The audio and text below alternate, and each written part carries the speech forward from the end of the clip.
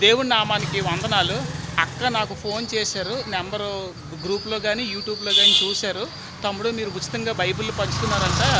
నేను Sunday school run చేస్తున్నాను. పిల్లలకి బైబిల్స్ ఇవ్వాలి ఖచ్చితంగా. నాకు అర్జెంట్‌గా బైబిల్స్ కావాలన్నారు. అక్క మీరు కొంచెం నాకు ముందుగుండా చెప్పండి అక్క అంటే, లేదమ్మా నాకు అర్జెంట్‌గా ఇప్పుడు బైబిల్ కావాలి. నేను సండే స్కూల్ పిల్లలకి చెప్పాలి. వాళ్ళకి బైబిల్ ఇవ్వాలని చెప్పేసి అన్నారు.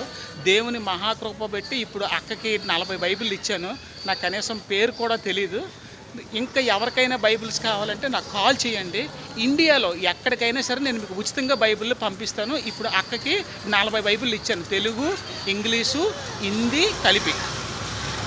థ్యాంక్ యూ తమ్ముడు. చాలా మంచి అవకాశము. మేము అడగగానే మాకు సండే స్కూల్ ఉందనగానే తమ్ముడు చక్కగా బైబిల్స్ తీసుకొచ్చి ఇచ్చారు.